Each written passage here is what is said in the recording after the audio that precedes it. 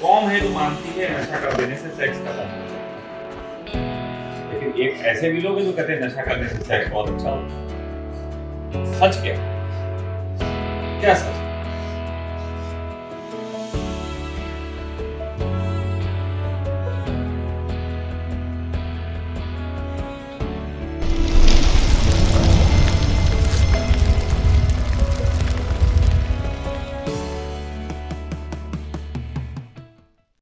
कौम है जो मानती है नशा कर देने से सेक्स खत्म होने लगता है, लेकिन एक ऐसे भी लोग हैं जो कहते हैं नशा करने से सेक्स बहुत अच्छा होता है।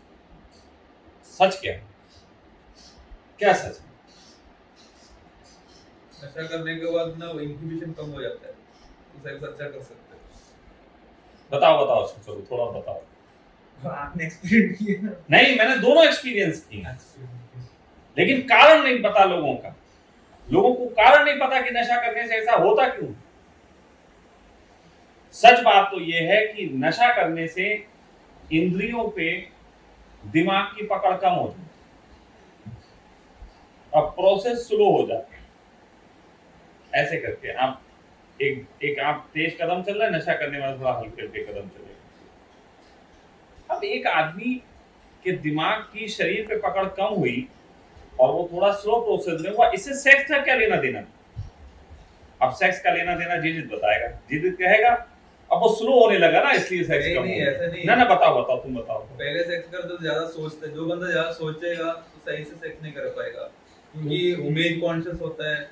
इसीलिए मैं कह रहा हूं ना कि कुछ चीजों में दुनिया मूर्ख है। सेक्स को बॉडी का पार्ट तुम मानते हो, इसीलिए खत्म भी हो जाता है और इसीलिए अच्छा भी हो जाता है। थोड़ा समझो इस चीज को। अगर एक आदमी के अपने बीवी से, अपनी प्रेमिका से संबंध खराब हैं, नॉन सेटिस्फाइड, और वो नशा करेगा तो उसका सेक्स खत्म होता है, क्योंकि वो सेटिस्फाई नहीं है उसके पास, तो जाएगा और इंद्रियां सुस्त है, वो सो जाएगा। उधर फास्ट हो गया, आप समझो, इंद्रियां हल्की हुई, इससे सेक्स पे कोई असर नहीं पड़ा। लेकिन इंद्रियां हल्की हो गई तो जो उसे बेहोशी में सेक्स की मांग होती वो नहीं थी, इसलिए उन्हें कहा बाहर हो गया, सो जाओ। तो उसके संबंध अच्छे नहीं रहेंगे, वो धीरे धीरे सेक्स से खत्म हो जाएगा। तो वो लिखेगा जब से मैंने नशा किया मेरे सेक्स खत्म हो गए।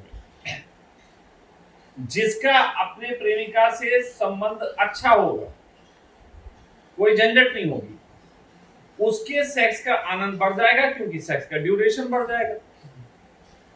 यहां से वहां तक आदमी जाता 10 मिनट में, नशा करने के बाद 15 मिनट पहुंचता, तो बिल्कुल सेम सिचुएशन सेक्स पे लागू हो जाएगी।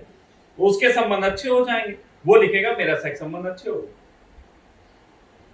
अब इसका लेना देना नशे से है? इसका लेना देना नशे से नहीं है। नशा सिर्फ प्रोसेस स्लो करता है। अच्छा हो तो भी, बुरा हो तो भी। नशा तो प्रोसेस स्लो करता है, उसको क्या लेना देना? तुम्हारे संबंध बिगाड़ने से उसे क्या लेना देना? जो तुम्हारे पास नशे का काम है कि वो तुम्हारे माइंड के और तुम्हारे बॉडी के बीच में वैक्यूम थोड़ा सा ले आए। तुम अच्छा, बस इतना काम है नशे का। लेकिन उसके बाद के क्या इफेक्ट हैं, वो अगर जिंदगी में कोई आदमी रुचि ले रहा है, वो आदमी धनपति है, धन कमा रहा है, एंजॉय कर रहा है, उसके लिए नशा बेहतर है। वो नशा करके और एंजॉय करेगा। वो बिजनेस मीटिंग में नशा करके बैठ जाएगा और अच्छी मीटिंग कर लेगा। लेकिन जिसकी जिंदगी हेल बनी हुई है, उसे कुछ किया नहीं जा रहा, वो नशा करके खटिया पड़ जाएगा।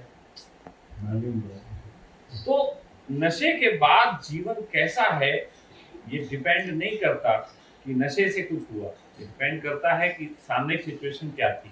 अगर नर्क थी तो महानर्क बन जाएगी, स्वर्ग थी तो महास्वर्ग बन जाएगी। नशा शराब में होता तो नास्तिक होता। तो ये जो चीज है, उसी तरीके के अहंकार है। अहंकार से भी आप क्या चाहते हैं? अगर आपकी जिंदगी में पॉजिटिविटी है, आपकी जिंदगी में प्लेजर है, तो वही अहंकार परमात्मा बन जाएगा। और आपकी जिंदगी में थोड़ी सी दिक्कतें हैं, थोड़ी सी प्रॉब्लम है, तो वही अहंकार खिसियाहट, जलन और ये सब बन जाएगा। तो इसलिए अहंकार को दोषी मत दो, नशे को दोष मत दो, सेक्स को दोष मत दो, किसी को दोष मत दो। दोस्त तुम्हारा देखने का नजरिया है। अब बाहर के नजरिए में कोई कहे कि अब जिंदगी नरक है स्वर्ग है, ये कैसे तय हो? तो मैं कह सकता हूँ जिंदगी तुम्हारी भी वही है जो मेरी है, जिंदगी सबकी वही है, लेकिन एक आदमी के देखने का नजरिया उसको अच्छा बना देता और एक को बुरा बना देता। एक ही खाना है सिवैया, किसी को अच्छी लग रही, किसी को मुंह बिगड़ रहा, समझो। तो ना तो सेक्स में कुछ दिक्कत है, ना अहंकार में कुछ दिक्कत है, ना किसी भी चीज में, ना किसी चीज में दिक्कत नहीं। दिक्कत तुम्हारी जिंदगी में है, फिर और चीजें उसको बढ़ाने का काम कर देती, बस इतनी सी बात है। आनंद हो, आनंद को बढ़ाने का काम कर देती, दिक्कत हो उसको बढ़ाने का काम कर देती। तो ये बात लेसन याद रखो कि तुम्हारा नजरिया तुम्हें अच्छा बुरा कर रहा है, नजरिया सिर्फ, कोई कारण नहीं है, तुम कारण नष्ट करने चलते हो, तुम नजरिए को नहीं देखते। किसी चीज को देखने का नजरिया क्या है तुम्हारा, उस पर तुम नहीं जाते। तुम्हारा नजरिया ऐसा है जैसे कि देखो, एक आदमी ऐसे बैठा है, दो हिस्से हैं, ये नरक हिस्सा है, ये स्वर्ग हिस्सा है। ये नरक है, ये स्वर्ग है। नरक में हमने ईगो को रखा है, नरक में हमने जेलिस को रखा है, नरक में हमने सेक्स को रखा है, नरक में शराब को रखा है। अब नरक में ही हमने शराब को रखा है, जेलिस को भी रखा है, नशे को भी रखा है, अब यहाँ लव को भी रखा है। ऐसे ऐसे डिफरेंस है। अब तुमने एक नजरिया देखा, तुम्हारा किसी से प्रेम हुआ, अब वो नजरिया ये है कि इसको लेके हम इधर आए कि इसको हम इधर डालें। मतलब वो जो घटना घट रही है तुम किधर डालोगे? तुम नर्क में फेंक सकते हो वही घटना, और वही घटना इधर फेंकी, स्वर्ग हो गई। एक ही घटना, एक ही है, घटना सिर्फ एक है, लेकिन तुम्हारा जिस तरफ भी नजरिया होगा तुम उधर ही डाल दोगे उसे। तुम नर्क में भी डाल सकते हो, तुम स्वर्ग में भी डाल सकते हो। तुम ही हो, कोई दूसरा नहीं। मुझे जो चीजें पीड़ा दी वो मुझे नर्क में भी ले जा सकती कि मैं नर्क बना दूं, लेकिन मैं स्वर्ग बना दिया। मैंने उन्हीं चीजों को स्वर्ग बनाया। अब रोता रहे आदमी, जिन चीजों के कारण लोग रोते रहते हैं उन्हीं चीजों के कारण मुझे कुछ भी नहीं होता। तो ये मेरे नजरिए पे निर्मित है। ऐसा नहीं है कि तुम कहोगे ये तो आप ऐसे हो गए हो, परमात्मा का आशीर्वाद बदल गया कि आप ऐसा कर लेते हो, ऐसा नहीं। ऐसा तो मैं सोचता हूं। अभी भी मुझे घटनाएं घटती, किन्हीं घटनाओं में क्रोध आता है, किन्हीं घटनाओं में क्रोध आता है, दूसरी तरफ स्नेह आता है, सभी कुछ आता है, तो मैं उस वक्त तक कहीं नहीं डालता, उसे दरवाजे पे खड़ा कर लेता। अभी आश्रम वाली घटना घटी, बहुत क्रोध आया, तुम लोगों को जो घट रहा था मुझे देख के बहुत भयंकर वाला क्रोध आया, लेकिन मैंने उसको जल्दबाजी नहीं दिखाई, मैं तुरंत डंडा लेके नहीं निकल गया।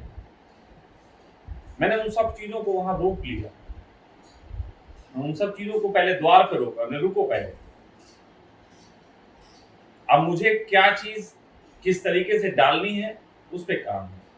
तो मैंने वही क्रोध जो हिंसा बन सकता था उसी को अपना काम बनाया कि मैं और काम करूंगा। मुझे बहुत साल पहले मेरी बहन ने एक बात कही थी, मुझे मेरा कोई पड़ोसी था, उससे भी लड़ाई चलती थी। दीदी बोली तू एक चीज गलती करता है, तू उससे लड़ता है उसे नीचा दिखाने के, और मैं तुझसे कह दूं तुझसे लड़ना छोड़ दे, अपने काम पे लग जा, तू जितना ऊंचा होगा नीचा तो वो देख ही लेगा। वो बात वो लंबी रेखा वाली है, पुरानी बात है, बहुत सिंपल, तुमने भी सुनी हुई, इम्प्लीमेंट नहीं करी। इम्प्लीमेंट करने की जरूरत थोड़ी सी है। सभी लोगों में थोड़ा थोड़ा जो चीजें होती हैं, तो सोचना यह है कि तुम उस बात को नर्क में डालो, स्वर्ग में डालो, ये तुम्हारे यहाँ, और नर्क स्वर्ग दूसरे के लिए नहीं, वो तुम्हारे लिए। मैं जो करता हूँ, मेरे जो एक्शंस हैं, उनसे तुम्हारी जिंदगी में स्वर्ग आएगा। मेरी आकांक्षा है कि स्वर्ग आए, लेकिन मेरा बहुत प्रयास नहीं होता, क्योंकि तुम्हारा नजरिया तुम्हारी जिंदगी में स्वर्ग लाएगा, मेरे कृत्य तुम्हारी जिंदगी में स्वर्ग नहीं लाएंगे।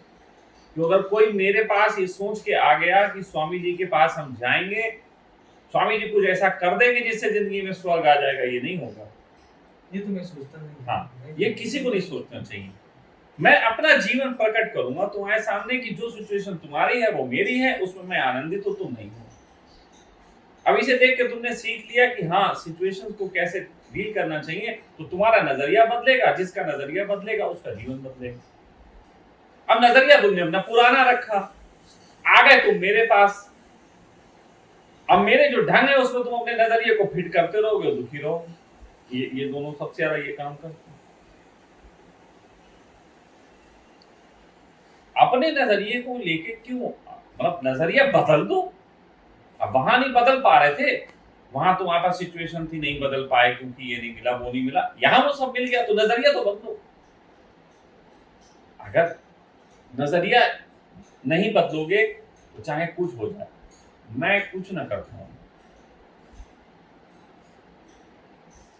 सीधी सी बात है, मेरे जीवन को अगर देख के सीख सकते हो तो इतनी चीज सीखो। सिचुएशन आपको आज जो मेरी दिखती है, विश्वास मानना, तुम लोग जो मेरे साथ रह रहे हो बहुत अच्छी सिचुएशन में रह रहे हो। मैंने जो रियल लाइफ सिचुएशन झेली है वो बहुत बुरी झेली है, लेकिन वो भी मैं उसमें भी आनंदित था। मैं इसलिए बता देना चाहता हूं कि कई बार तुम लोग मुझे प्रेजेंट देख के मेरे से कंपैरिजन करने लगते होगे, वो गड़बड़ हो जाती है। जब मैं तुम्हारी उम्र में था तो मैं बहुत बुरी स्थिति में, बाहर की स्थिति बहुत बुरी था लेकिन था आनंदित। बाहर की सिचुएशन बहुत बुरी थी, खाने की दिक्कतें, पैसे की दिक्कतें, प्रतिष्ठा नहीं, लोग बुरा मान रहे, घर बार छूटा, हर चीज की दिक्कत। लेकिन उन सब दिक्कतों के बीच मैं आनंदित था, नजरिया बदला था बस। मैं ये कहना चाहता हूं कि मुझे आज कंपेयर मत करो। आज कंपेयर करो कि भूल हो जाएंगी, बहुत सारी भूल हो जाएगी। अब आज कोई कंपेयर करता है तो स्वामी जी आपको तो कोई इनसिक्योरिटी है नहीं, मुझे बहुत इनसिक्योरिटी, इससे तो बहुत लाख गुना इनसिक्योरिटी में जी। लेकिन मैंने उनसे एक ही चीज सीखा, ना वो सत्य था ना ये सत्य था, इन सब से कोई लेना देना नहीं, बात तो तुम्हारे अपने ऊपर है। लेकिन आप अगर सोचो कि मेरे आनंद का कारण ये है कि गाड़ी है, कोठी है, व्यवस्था है, प्रेम है, सेक्स है, पूरी जिंदगी है, ये मेरे आनंद का कारण नहीं। ये तो ऐसा उल्टा समझो इससे, ये जीवन में आनंद आ गया तो ये सब भी आ गया। ये उल्टा बात, इसको उल्टा मान लो। ऐसा नहीं है कि हूरे मिल जाएंगी तो तुम्हें स्वर्ग मिलेगा, स्वर्ग मिल जाएगा तो हूरे मिल जाएंगे, है ना। कई बार ऐसा दिमाग में लगने लग जाता है कि स्वर्ग में शराब है तो शराब लेके ही चले, स्वर्ग में हूरे हैं, स्वर्ग में सिंहासन है सोने के, हम वही लेके चले तो स्वर्ग बन जाएगा। नहीं, तो कहते पहले स्वर्ग में आओ, ये तो तुम्हें उपलब्धि है। तो थोड़ा ये मैंने इसलिए बात कही, वर्तमान की सिचुएशन में जो सब चल रहा है, सब लोग अपने दिमागों को बहुत फिट करो, नजरिए बदलो, अपनी टेंशन मिटाओ, और फिर हम तुम्हें बता दें कि जब तक दिमाग के तल पे जियोगे, जब तक दिमाग के तल पे जियोगे उलझे रहोगे, जब तक दिमाग के तल पे जियोगे उलझे रहोगे, कभी नहीं सुलझोगे। मन के तल पे कोई व्यक्ति मुक्त नहीं हो सकता। मुक्त होने के दो तरीके हैं, शरीर के तल पे जियो और आत्मा के तल पे।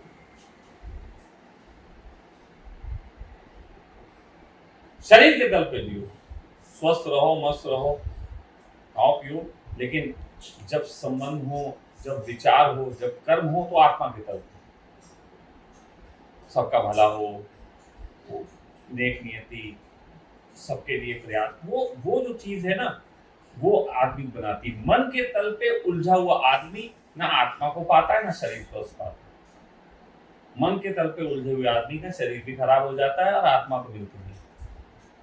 और मैं कहता हूं मन बीच में है गड्ढा, जिसमें तुम डूब के मर जाओगे, इस पे जंप मार जाओ। या तो शरीर की सोचो या आत्मा की सोचो, ऐसे जंप मारते रहो, साले को बीच में पैर ही ना रखो, ये तो डूब जाओगे। लेकिन मन के बारे में इतना सुन लिया है कि हम मन में ही जीते रहते हैं। मैं फिर कह रहा हूं, सबसे बड़ी मिसाल ये बैठी हुई है, सबसे ज्यादा मन में, और मन में जीने के कारण ही इसके जीवन के सबसे ज्यादा दुख हैं। और दो चीजें हैं जिसकी वजह से इसके जीवन में आनंद आया था, ये भूलती है। पहला जब इसे काम सौंपते शरीर के तल पे, काम मतलब जो भी कर रहे हो शरीर के तल पे, वो आनंदित रहती है। या जब जो दूसरों का कल्याण सोचती तब आनंदित रहती। यही रही, दो बातों पे तो आनंदित रही ना, तुमसे पूछती। लेकिन जिन पे आनंदित रहे उनको हम भूल जाते हैं। बीच का मन, जो मक्कार और आमी, जो पढ़ लिया, जो बदतमीज मन, उसके बारे में हमें बड़ा चिंतन है। बदतमीज सूझे कैसे? अरे उधर गए थे तो सुलझ गया था, इधर गया था तो सुलझ गया था। कोई भी सिचुएशन जैसे आती है, एक हो रहा है कि कोई भी सिचुएशन या मतलब क्रोध आने का कोई भी सिचुएशन आती है तो दो ऑप्शन मेरे में होते हैं और क्लियर हो रहा है कि आपने जो बताया कि या तो इंस्टेंटली रिएक्ट कर लो उस व्यक्ति को या उस परिस्थिति को, या तो यार परमात्मा गिराओ तो वो जो सोचता है सिर्फ परमात्मा सोचता हूँ तो उससे शांति आती है उसकी बात में, व्यक्ति को जाके प्रगति हो दोनों जाता चीजें गलत, दोनों चीजें गलत। क्योंकि अगर तुम इंस्टेंटली रिएक्ट करते हो, इंस्टेंटली रिएक्ट में तुम्हारा गॉड तुम्हारे साथ नहीं है, तो वो हिंसा में तब्दील हो जाएगी, वो दूसरे को पीड़ा पहुंचाएगी। विश्वास मानना, मेरे जीवन में इतने लोग आके गए जिनमें से मैंने क्रोध भी बहुतों पे किया, थप्पड़ भी मार दिया अगर आ गया तो, मैंने बहुत कुछ ऐसा किया, लेकिन किसी का जीवन आज तक बर्बाद नहीं हुआ। रीजन, क्योंकि मेरे इंस्टेंट क्रोध करने में भी होता गॉड ही है। लेकिन ये चीज दिमाग से नहीं कर पाओगे। देखो, वो जो परमात्मा है उसकी परछाई शरीर में है, मन में नहीं। मन में तो मनुष्य है, उस गॉड की परछाई पर शरीर में है। इसीलिए मैं दो बातें कह रहा हूं। अपने शरीर का ख्याल रखो, अच्छी नींद लो, श्रम जितना कर सकते हो उतना करो, स्वस्थ रहो। और जब शरीर कहता हूं तो शरीर का मतलब ये शरीर नहीं, ये मेज, ये सब चीज, ये शरीर है। इसीलिए मैं साफ सफाई सिखाता हूं। ये शरीर है तुम्हारा, क्योंकि ये कनेक्टेड है। तुम्हारा बिस्तर, तुम्हारा रहने का तरीका, ये सारा चीज ये शरीर है। तो शरीर स्वस्थ रखो। और जब विचार करो खाली बैठ के, तो या तो उसका विचार करो या वो कैसा सोचता दुनिया के लिए वैसा विचार करो। और जब तुम ऐसा करने लग जाओगे तो शरीर के तल पे भी जब तुम क्रोध करोगे तो वही होगा। ये समझ लो इस बात। मतलब कृष्ण किसी पे सुदर्शन उठा रहे हैं तो कृष्ण का मूड नहीं खराब है, और उस समय वो सुदर्शन उससे उठवाया जा रहा है, इसीलिए सुदर्शन जिस पे भी उठा वो मुक्त हुए।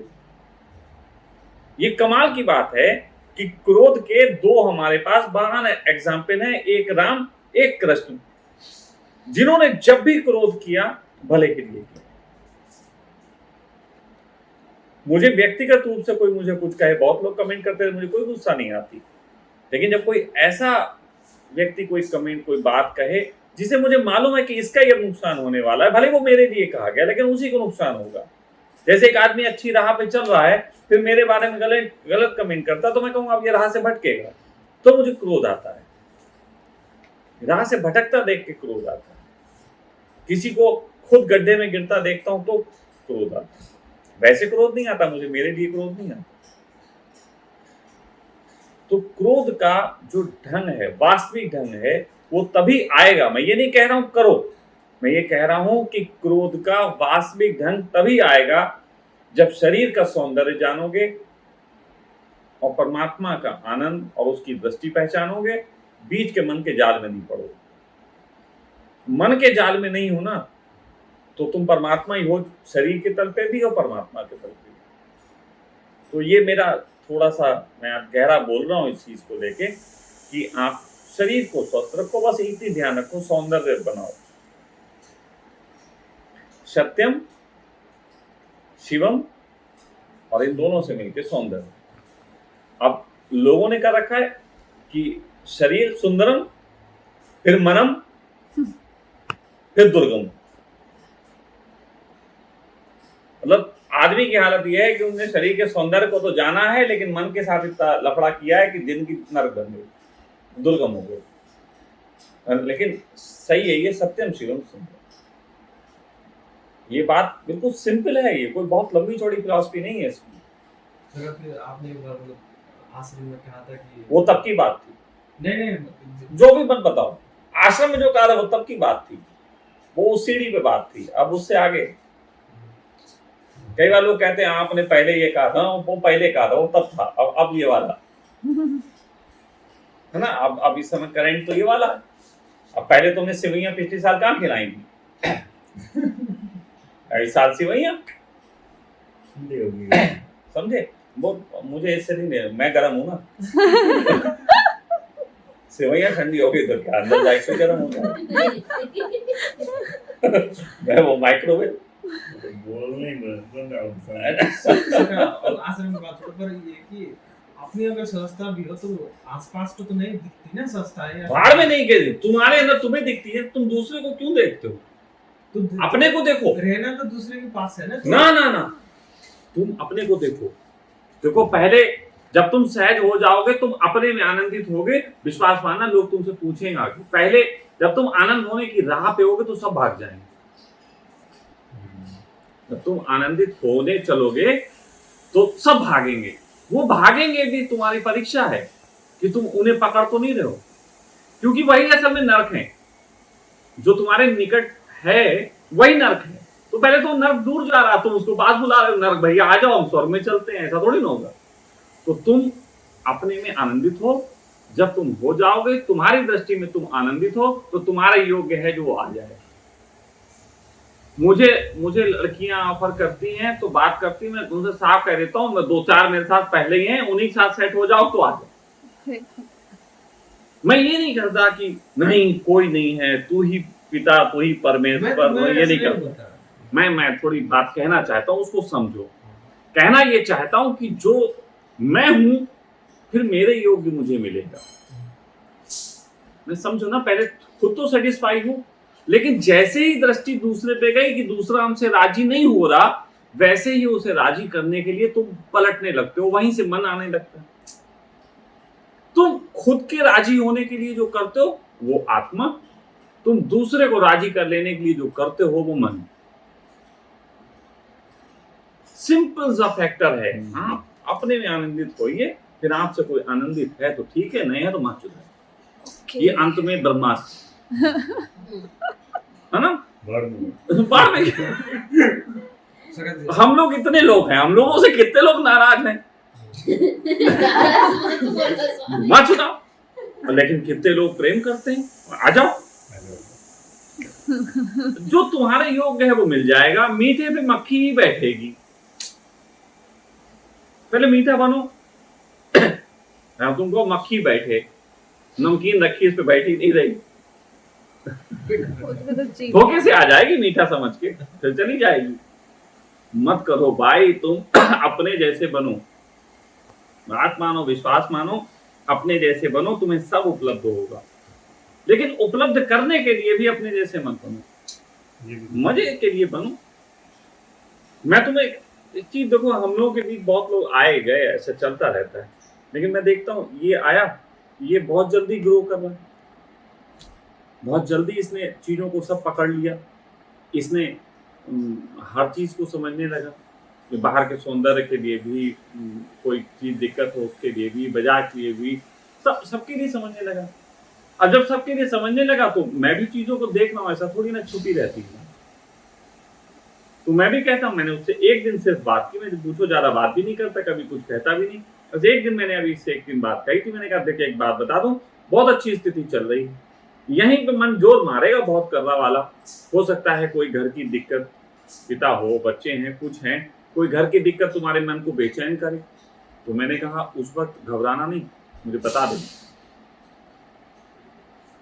अब यहाँ पे मेरा काम है कि इससे पहले कि हिल पाए मुझे बताना पड़ेगा, वरना अपने आप ही ऐसा हो सकता है कि बाहर की चीजें सोच सोच के फिर वो आनंद खराब कर। मतलब ये बहुत छोटी बात है, लेकिन अब इसी चीज को आदमी मन भी बना सकता है। तो वो भी मैं समझूंगा कि कहाँ पे मन होता है। लेकिन कुल मिला के जब तुम छोड़ देते हो ना, तो तुम्हारी सारी जिम्मेदारी परमात्मा ले लेता है। जैसे मेरी परमात्मा लेता है, मैं भी लेता हूँ लोगों की, इसीलिए कि उन्होंने छोड़ दिया। नीलेश ने छोड़ा, उसकी जिम्मेदारी ली, और लोगों ने छोड़ा, उनकी जिम्मेदारी। जिसकी भी जो छोड़ देता मैं उसकी ले लेता हूँ, फिर हर चीज की जिम्मेदारी लगने लगती है। लेकिन जैसे ही मैं आपको बताऊं, सखा परिवार की आज से 1-2 साल पहले बड़ी दिक्कतें थी कि सखा परिवार में तो पहले तो स्त्रियां आती नहीं थी ज्यादा, जो आती थी वो मेरे लिए ही आती थी, मुझे ही प्रेम करती थी, तभी आती थी, वरना आती नहीं। फिर सखा परिवार में एक ऐसा मुझे चिंता होती थी कि यार सब स्त्रियां मेरे पास आई तो बवाल हो जाए, मुझे चिंता होती। फिर देखो अपने आप ही दौर आया कि सखा परिवार में और बहुत स्त्रियां आई, तो औरों के तुम लोग जीवन में आई, तो वो एक तरीके से ये मेरी चाह का ही परिणाम, मेरी वो चाह। लेकिन अब वो स्थिति होने के बाद भी जीवन में तुम उसको संभाल ना सको, तुम उसको जी ना सको, तो इसीलिए मैं कह रहा हूं, मैं अंतर जगत का भी तुम्हें ज्ञान दे रहा हूं, बाहर जगत का भी दे रहा हूं। पहले आनंदित होने का तरीका है, फिर आनंद को बचाए रखने का तरीका है। पहले संबंधों को तुमने जो जिया है, फिर आनंदित होने के बाद जो तुम्हारे संबंध होंगे वो डिफरेंट होंगे, तो उनको संभालने का ढंग ये वाला नहीं होगा। जो पहले का ढंग था वो नहीं चलेगा, बाद का ढंग नया है वो चलेगा। एक सामान्य स्त्री के प्रेम में जो संसार में होती है, उसके साथ जो ढंग होता है वही ढंग एक सन्यासी स्त्री के साथ नहीं चल सकता, उसके संग दूसरा ढंग चलेगा। लेकिन हम एक ही ढंग जानते हैं, क्योंकि हमें तो वो स्त्री नजर आती है। कल एक बड़ा अच्छा सा एक देख रहे थे नाटक, उसमें बात आई, उसने कोई और एक बार बताओ, एक लड़के का लड़की से अफेयर चलता है, वो तो समझ में आता है, लड़का पहचान लेता है ये लड़की है, लेकिन एक लड़के का लड़के से अफेयर चलता है, उसे कैसे पहचान में आता है ये गे है?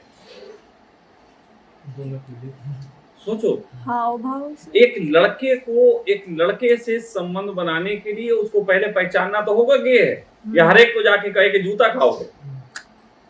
तो जिस तरीके से एक गे के पास एक आंख होती है, वो गे को पहचान ले, ऐसे ही एक पुरुष को आंख बनानी पड़ती है कि कब किस मोमेंट पे किस तरीके की सोच चल रही है। ये एग्जाम्पल तो गे से आया, लेकिन बड़ा सही आया। लक्षण पहचानो ना, क्योंकि हर लड़की, शरीर लड़की वाला है, लेकिन सबके भाव भिन्न, बिल्कुल सबके विचार भिन्न। अब हम एक ही तरीके से सबको समझें तो जूता लात होगी, ये नहीं चलेगा। बिल्कुल ये वाली दृष्टि रखनी है। लक्षण पहचान। लक्षण पहचानने हैं हाँ। कि किसके कौन से लक्षण हैं, समझ रहे हो? ये बहुत ध्यान देने वाली बात है। आपने सेवैयां दी, बहुत धन्यवाद। आपकी सेवैयों ने मेरे अंदर से कुछ निकाला।